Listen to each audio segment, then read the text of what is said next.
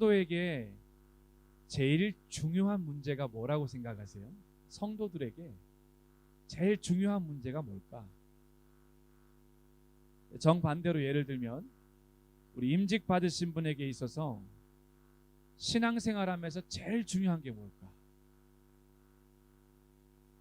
성도들 모든 사람들에게 제일 중요한 문제를 물어본다라면 저는 구원의 문제라고 봅니다. 이 구원의 문제가 제일 중요한 문제예요. 그러니까 예수를 주로 고백하고 믿는 모든 사람들에게 있어서는 신앙생활의 그 어떤 것도 두 번째가 될 수 없는 게 구원의 문제죠. 그래서 예수님께서 이 땅에 오셨는데 하나님께서 우리 인간과 끊어진 관계를 회복하기 위해서 예수님을 보내주셨는데 그 이름이 또 왜 예수냐는 거예요. 아니 그 이름이 요한도 좋고 베드로도 좋고 바울도 좋은데 하나님은 왜 예수님을 이 땅에 보내시면서 그 이름을 예수라 하라고 말했을까요? 예수라고 하는 이름의 뜻이 우리를 죄에서 구원하셨다라고 하는 뜻입니다. 하나님 입장에서도 제일 중요한, 제일 놓칠 수 없는 문제가 뭐냐면 구원의 문제거든요. 그러니 그 이름이 예수일 수밖에 없습니다. 이 구원의 문제가 두 번째 문제이고 세 번째 문제라면 예수 말고도 또 다른 이름이 올 수 있죠. 그러니 신앙생활하면서 모든 이 땅에 살아가는 초등학생, 중고등학생, 대학 청년부를 떠나가지고 모든 분들에게 중요한 제일 첫 번째가 구원의 문제다. 그럼 이 구원의 문제가 성도들에게 제일 중요한 문제라면 교회의 제일 중요한 존재 목적은 뭘까요? 역시 구원의 문제인 거예요. 교육 부서가 존재하는 것도 우리가 교회가 든든하게 세워져 가는 것도 제일 중요한 목적은 구원을 떠나서는 얘기할 수가 없습니다. 그래서 교역자는 성도의 구원에 관심을 가질 수밖에 없어요. 우리 자녀들의 구원의 문제에 대해서 관심을 가질 수밖에 없고, 목회와 신앙생활이라고 하는 것은 구원의 문제를 떠나서는 얘기할 수가 없죠. 그래서 임직 훈련을 받는 우리에게 제일 중요한 부분도 저는 구원의 문제라고 생각을 합니다. 이 구원의 문제가 흔들려 버리면 봉사도 흔들리고 사명과 섬김도 흔들리고, 내가 봉사도 하고 있고 내가 시간도 드리고 내가 헌금도 하나님 앞에 온전하게 올려드리는데 이 구원의 문제가 흔들려 버리게 되면 반쪽짜리의 헌신이 되어져 버리고 반쪽짜리의 섬김이 되어져 버리고 반쪽짜리의 헌금이 되어져 버린다는 거예요. 그래서 제일 중요한 건 내 안에 이 구원의 문제가 흔들리지 않도록 하나님 도와주십시오. 그럼 임직훈련 가운데서 그렇다면 있는 그대로 우리가 볼 때 우리 구원의 문제 흔들릴 때 많잖아요. 너무 많거든요. 그래서 어떤 경우에는 내가 다시 예수님 영접해야 되나 이런 생각도 들어. 내가 오래전에 예수님 영접했는데 내가 또 어떤 부흥회 목사님이 오시면은 구원받았습니까? 라고 물어보면은, 어디 전도 집회에 참석하게 되어지면은 구원받았습니까? 이렇게 물어보면 내가 또다시 구원받아야 될 것 같은 거예요. 그 퍼센테이지가 상당히 많다라는 거예요. 그래서 어떤 분이 부흥회에 오셔서 목사님이, 예전 같은 경우에는 이렇게 마이크가 유선이어가지고 부흥 강사님이 오시면은 강대상에서 이렇게 아래로 못 내려갔는데 요즘은 무선 마이크가 발달하다 보니까는 여기 다니시고 저기 다니시면서 성도님들에게 묻잖아요. 한 번은 실제로 있었던 얘기라는 거예요. 요 제일 앞에 앉아있는 장로님에게, 장로님 구원 받으셨습니까? 목사님 물으셨어요. 고민하려던 차이에 그냥 넘어가 버렸어. 그러면 그 순간에 구원 안 받은 사람이 돼버리니까 마음이 얼마나 어렵겠어요.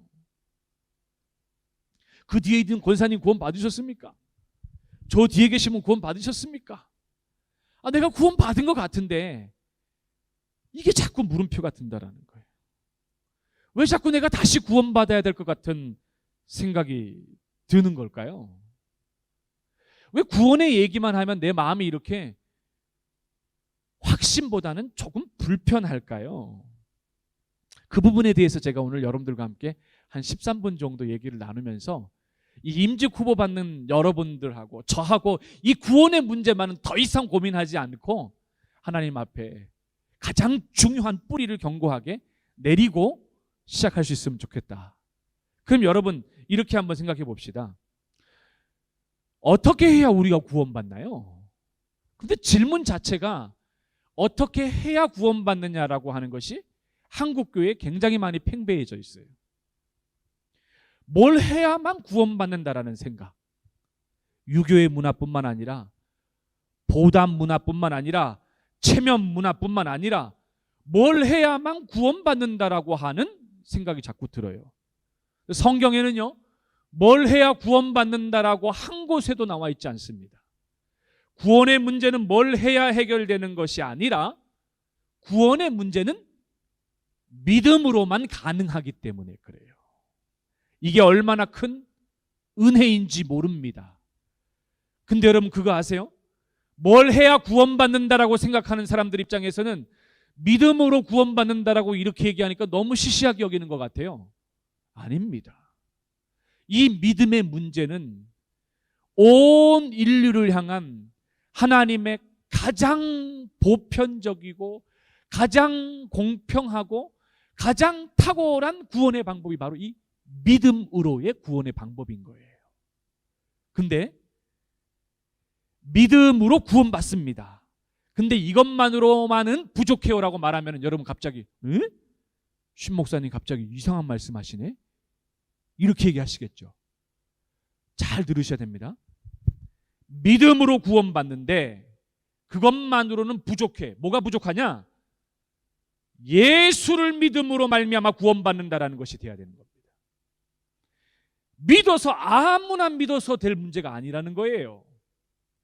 전 세계는 지금 현재 종교 다원주의뿐만 아니라 전 세계 종교 통합으로 가고 있어요. 그래서 통용과 배려와 모든 종교에도 구원이 있다 이런 식으로 나가고 있어요. 그러니 믿음으로만은 부족하다라고 제가 얘기하는 거예요. 예수를 믿음으로만 구원받는 줄로 믿습니다. 할렐루야. 근데 이것만으로도 부족해. 아니 신 목사님 갑자기 또 무슨 얘기 하시는 거예요? 예수님이 우리 죄를 위해 십자가에 못 박혀 죽으셨음을 믿음으로 구원받는 줄로 믿습니다. 할렐루야. 그분이 말씀하신 대로 사흘 만에 부활하신 것을 믿음으로 구원받는 줄로 믿습니다. 부활하셔서 제자들에게 생명의 숨결을 불어넣으신 것을 믿음으로 구원받는 줄로 믿습니다. 승천하셔서 하나님 보좌 우편에서 우리를 위해 중보하심을 믿음으로 구원받는 줄로 믿습니다. 그리고 다시 심판주로 다시 재림주로 오시는 것을 믿음으로 구원받는 줄로 믿습니다. 이게 구원의 문제를 해결하는 거예요. 이걸 믿음으로 말미암아 모든 세대와 모든 종족과 모든 부자나 가난한 자나 어린아이나 어른이나 누구에게나 가장 귀한 보편적 믿음으로 구원받는 것을 허락하셨다라는 거예요. 제가 우리 교사들에게 얘기했지만 우리 자녀들을 보니까 제가 목회자로서 해줄 수 있는 게 뭘까 고민하다 보니까 어느 날 밤에 잠이 안 오는 거예요. 우리 애들 보니까. 그래서 불렀어요. 잦은 애들 깨워가지고. 너희들 예수님을 믿음으로 말미암아 구원받는다. 아빠가 지금 6가지 이게 너희들 너무 궁금한데 오늘 이 저녁에 이 밤에 너희들이 어떻게 고백하는지 보자. 예수님이 하영이 하민이 하준이를 위해 십자가에 못 박혀 너희 죄를 위해 죽으셨음을 믿느냐 그랬더니 아이들이 아멘. 말씀대로 사흘 만에 부활하신 것을 믿느냐? 아멘. 제자들에게 생명의 숨결을 불어넣으시고 하나님 보좌 우편에서 우리를 위해 중보하심을 믿느냐? 아멘. 다시 심판과 책임지러 오심을 믿느냐? 아멘. 기도해주고 들어가서 자라고 얘기했어요. 임직 훈련을 받으시는 여러분, 이 자리에 여러분의 믿음을 같이 한번 고백합시다. 진심으로 여러분의 죄를 위해 예수님이 인류의 죄를 위해 십자가에 못 박혀 죽으셨음을 믿습니까? 말씀하신 대로 사흘 만에 부활하신 사실을 믿으십니까? 제자들에게 생명의 숨결을 불어넣으신 것처럼 지금도 우리에게 생명의 숨결을 날마다 말씀과 삶 가운데서 불어넣으심을 믿으십니까? 지금도 하나님 보좌 우편에서 우리를 위해 중보하고 계심을 믿으십니까? 그리고 다시 심판, 죄림주로 오실 그 예수 그리스도를 믿으십니까? 아멘. 더 이상 오늘부터는 이 구원의 문제로는 흔들리지 마십시오. 제가 그러면 마지막 한 가지 이야기하고 마치겠습니다. 왜 자꾸 흔들리냐라는 거예요. 그러면 이게 제일 중요한 문제입니다. 여러분은 구원의 문제는 지금 다 해결이 되셨는데 왜 흔들리냐라는 거예요. 왜 또 믿어야 될 것 같고 왜 또 고백해야 될 것 같냐라는 거예요. 여러분, 우리는 일생을 살아가면서 예수 그리스도를 나의 구주로 일평생 동안에 한 번 예수를 참 나의 구주로 믿고 고백하는 겁니다. 근데 자꾸 내 안에는 또 해야 될 것 같아요. 왜 그럴까요? 믿음이 약해지기 때문에 그래요. 성경에는 믿음을 이렇게 표현합니다. 내 믿음이 크도다. 이 말은 믿음이 큰 사람도 있고 작은 사람도 있다는 얘기예요. 내 믿음이 크도다. 믿음이 크고 작음이 있고 믿음이 자라고 안 자라고가 있어요. 그럼 문제는 우리가 자꾸 구원의 문제가 흔들리는 건, 송두리째 흔들리는 이유는 하나입니다. 내 믿음이 자라지 않기 때문에 그래요. 그래서 아이들이 자라지 않으면, 아이들이 내면이 자라지 않으면 얘기해보면 그 수준이 자라지 않아서 우리 너무 답답하잖아요. 믿음이 자라야 되는데 믿음이 자라지 않는다라는 거예요. 그래서 로마서 10장 17절을 임직 후보 교육 받으시는 분들의 가슴에 새겨야 될 말씀이에요. 로마서 10장 17절 말씀 한번 펴보세요. 거기에 뭐라고 나와 있는지 펴보시고 이 임직을 받으며 또 하나님 앞에 설 때까지 내 믿음이 자라기 위해서 이 말씀을 붙들어야만 됩니다. 로마서 10장 17절 말씀 함께 읽습니다. 시작. 그러므로 믿음은 들음에서 나며 들음은 그리스도의 말씀으로 말미암느니라. 할렐루야. 여러분, 이 말씀 진짜 어려운 표현이에요. 이해하기 너무 어려워. 믿음은 들음에서는 안 돼. 근데 들음은 그리스도의 말씀으로 말미암는데 쉬운 것 같은데 되게 어려워. 그 제가 쉽게 한 절로 풀이해 드릴게요. 믿음은 believe 혹은 faith라고 그러지 않습니까? 믿음은 comes from hearing. 믿음은 전부 다 듣는 것부터 와. 근데 여기가 중요해요. Hearing about Jesus Christ. 믿음은 듣는 거에서부터 와. 근데 무엇을 들어야 되느냐? Hearing about Jesus Christ라고 해서 예수의 간에서 믿음이 들어야만 자란다라는 겁니다. 할렐루야. 믿음의 문제는 예수님과 직결되어 있어요. 믿음의 문제는 예수님을 믿느냐에 달려져 있는 거예요. 그래서 예수님이 공생에 3년 동안 사역하시면서 내가 믿느냐라고 묻는 거예요. 내가 믿느냐? 내가 믿느냐라고 묻는 거예요. 그러면 내가 10년, 20년을 신앙생활 해오고 30년을 신앙생활 해왔는데 내 믿음이 자라지 않고 내가 자꾸 또 구원받아야 될 것 같은 이런 흔들리는 문제가 믿음이 자라지 않는 문제구나. 그럼 이렇게 생각할 수 있죠. 예수님에 관해서 듣는다라면 내 믿음이 자라겠구나. 그래서 요한계시록 1장 거기 보면 뭐가 나와요? 이 말씀을 읽고 듣고 지키는 자가 복이 있나니 때가 가까움이라 라고 말하는 겁니다. 말씀 속에 녹아져 있는 예수를 읽고 말씀 속에 녹아져 있는 예수를 듣고 말씀 속에 녹아져 있는 그 예수를 믿고 묵상하며 말씀대로 살아갈 때에 우리의 믿음이 자라는 줄로 믿습니다.